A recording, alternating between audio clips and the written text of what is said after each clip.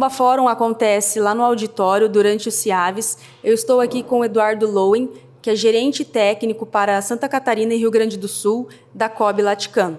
Eduardo, em relação à formação da matriz, como a fisiologia pode auxiliar na formação de uma boa matriz? Bom, existem alguns pontos importantes que a gente tem que seguir, que a gente fala já no período ainda no período de recria, desde o pintinho de um dia, né? Então, o que a gente precisa seguir e ter como ponto relevante? A uniformidade das aves, né?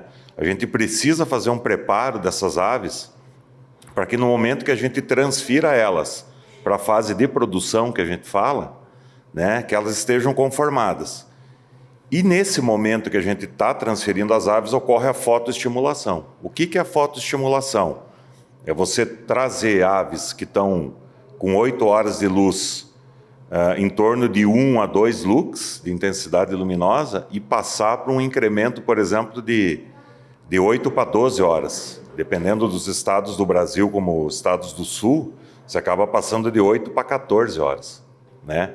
Então, as aves têm que estarem preparadas para receber esse fotoestímulo e também os incrementos de ração, né? Que a gente passa, então, a fornecer alguns incrementos maiores para que a gente consiga fazer, então, a formação do aparelho reprodutivo da fêmea, né? E esse é um ponto muito importante, principalmente no final de recria, quando a gente fala entre 16 e 20 semanas, mais ou menos, de vida, que é onde a gente começa a ter a formação do aparelho reprodutor. Tá? Então, tem que ter uma uniformidade de todo o plantel, para que a hora que você dê a luz e que você dê a ração, que todas estejam preparadas e respondam da melhor forma possível essa situação. Eduardo, em relação à época do ano e também a região do país, influencia bastante nessa questão do fotoestímulo, né? Muito, muito. Eu vou citar exemplos, né? Eu visitei lotes agora na América Central, faz pouco tempo, e em conversa com produtores e com profissionais da área, eles comentam, por exemplo, que a variação de luminosidade na região, lá naqueles países, varia geralmente entre 12 e 12 horas e 30 minutos. Tá?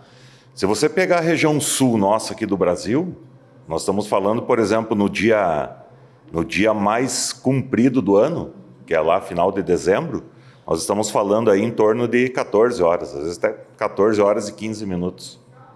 Então, assim, mais do que nunca nós aqui no Brasil temos que estar mais preparados, né, com o lote, com a uniformidade, com a composição corporal das fêmeas, para que ela consiga absorver isso, receber isso, sem causar uma mortalidade em produção.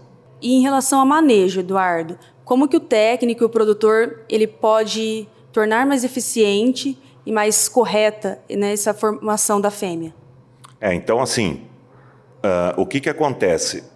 As aves cada vez estão mais vorazes, né? Todo melhoramento que ocorre a nível de cadeia avícola é para você ter lá na ponta um frango mais eficiente. Né? O que é um frango mais eficiente? É um frango que ganha peso mais rápido, consumindo menos ração no menor tempo. Né? Isso chama-se conversão alimentar, então quanto menor a conversão do frango, melhor. Bom, com isso, as reprodutoras, que são a mãe e o pai do frango, também possuem essa característica, né? De voracidade. Então, cada vez mais elas querem comer mais rápido, né?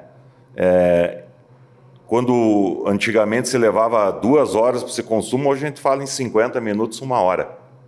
Né? Então, cada vez mais é mais rápido isso.